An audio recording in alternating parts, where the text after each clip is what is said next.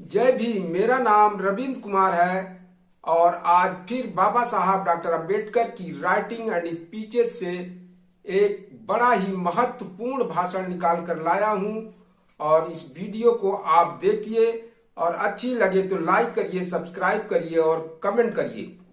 बाबा साहब को 16 जनवरी 1949 के दिन एक स्वागत समारोह का आयोजन किया गया था, जिसमें बाबा साहब डॉक्टर अंबेडकर और माई साहब डॉक्टर सविता अंबेडकर दोनों लोग गए थे और उनका काफी स्वागत हुआ था। उस स्वागत में बाबा साहब ने यह भाषण 16 जनवरी 1949 को दिया था और इस स्वागत समारोह में बाबा साहब को 4000 की थैली भेंट की जानी थी, जो इमारत फंड के लिए बाबा साहब इकट्ठा कर रहे थे। मुंबई में एक इमारत बनवा रहे थे जिसमें दलितों के लिए, आधे में दूर दराज से आने वालों के लिए रहने की व्यवस्था थी करना था और आधे में कमर्शियल था, जिसमें पैसे जो उससे कमर्शियल से आते वह दलितों के ऊपर खर्च किया जाता और इसीलिए यह समारोह का आयोजन जो है मुंबई प्रांत के भाऊराव गायकवाड़ ने किया था। बाबा साहब का और माई साहब सविता अंबेडकर को भी फूल मालाएं अर्पण करके स्वागत किया गया था। इसमें बाबा साहब डॉक्टर अंबेडकर से पहले मुंबई प्रांतिक दलित फेडरेशन की सचिव आयुष्मती गीताबाई गायकवाड़, कुमारी शांता दाड़ी और अखिल भारतीय दलित फेडरेशन के महासचिव बापू साहेब राजभोज के भाषण हुए थे। इसके बाद बाबा साहब ने बोलना शुरू किया। उन्होंने कहा कि मेरे मित्र भाऊराव गायकवाड़ ने अपनी आदत के अनुसार मुझसे पूछा कि किसी सभा के आयोजन के लिए मुझे कोई आपत्ति तो नहीं। सभा के आयोजन के लिए मैंने हामी भरी। इसके बाद बाबा साहब मजाकिया लहजे में कहते हैं, मुझसे कहा गया कि मुंबई इमारत फंड के लिए 4000 रुपए की थैली अर्पण की जाएगी। मुझे 4000 रुपयों का लालच दिया गया। जोरदार हंसी। उम्मीद है कि सभा के अंत तक इसका खुलासा हो जाएगा।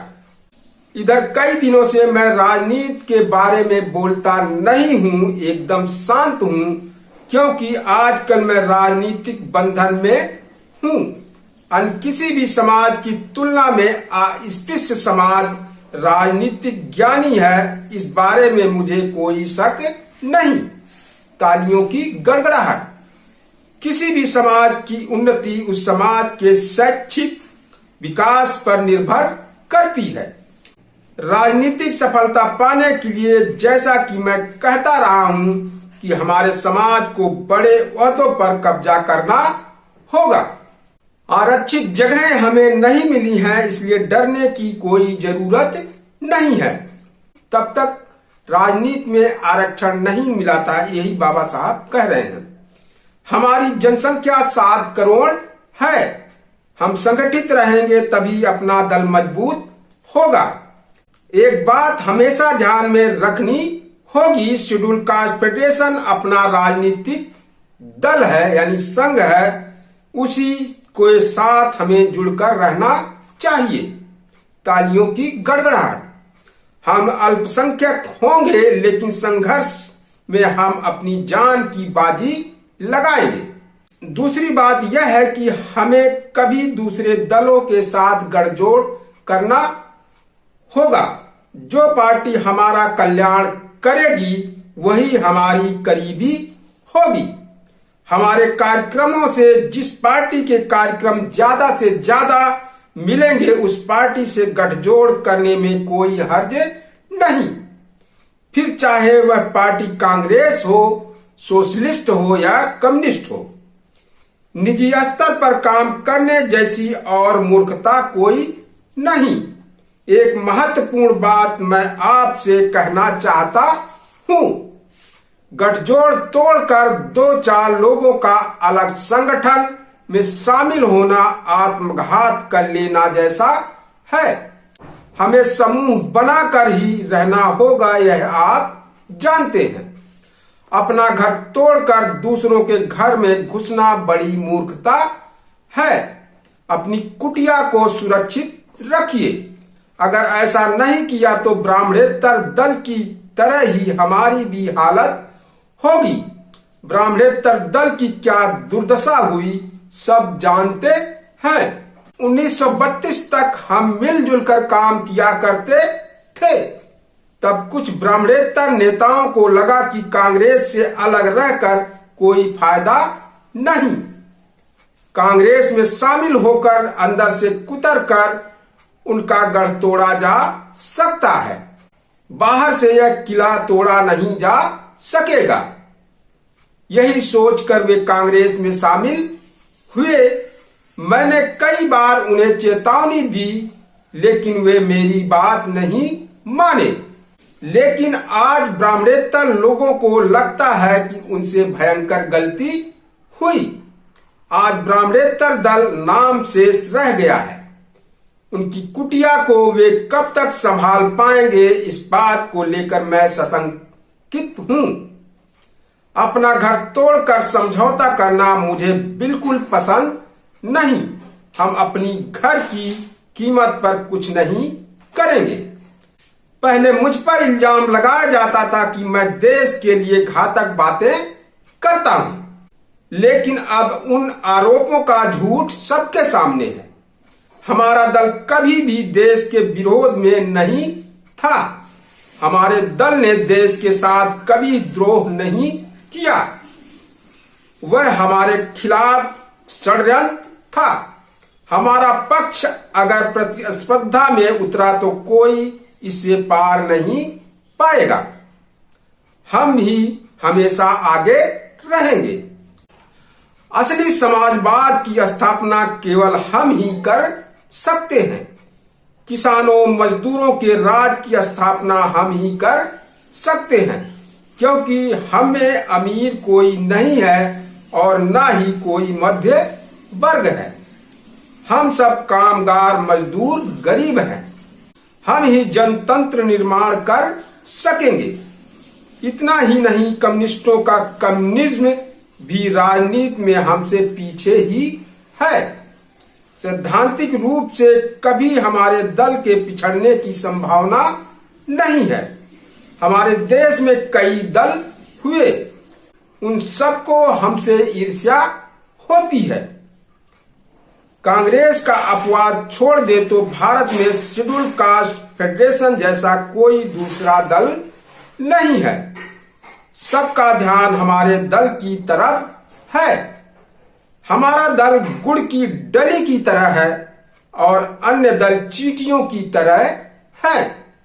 हमारे पक्ष से सहायता पाने के लिए ये अन्य पक्ष चींटियों की तरह चिपकने की कोशिश कर रहे हैं। इसलिए उनसे हमें बहुत सजग रहना होगा। अपने लोगों की नैतिकता साफ सुथरी हो। अस्पृश्यों का भविष्य बहुत उज्जवल है। इस बारे में मन में यकीन रखिए। कांग्रेस कहती है कि विदेशी सत्ता को भगाकर वह क्रांति ले आई है। इसके लिए हम उन्हें धन्यवाद देते हैं, लेकिन यह क्रांति अधूरी है।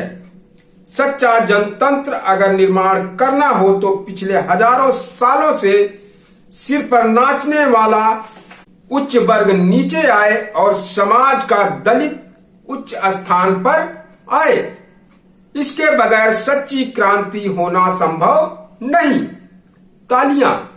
क्रांति का पहिया अब तक केवल आधा ही घूमा है। धुरी के साथ यह पहिया जब तक पूरा नहीं घूमता तब तक जो भी होगा वह सही मायने में क्रांति नहीं हो सकती और यह पहिया हम ही घुमाएंगे। फिलहाल मैं राजनीति के बंधन में हूं। 1950 में या उससे पहले से यह बंधन टूटेगा। चुनाव करीब है, उस वक्त मैं आपको पूरी बातें बताऊंगा। अपने समाज के लिए मैंने सरकारी नौकरियों में आरक्षण का प्रबंध कर रखा है, लेकिन उन आरक्षित पदों के लिए लायक उम्मीदवार नहीं मिलते। जो राजनीतिक अधिकार पाए हैं उन पर अमल नहीं हो पाता, क्योंकि वहां अधिकारी उच्च वर्ग के होते हैं। इसलिए अधिकार की उन जगहों पर हमें कब्जा कर लेना चाहिए। राजनीति की ही तरह शिक्षा संस्था का भी महत्व है।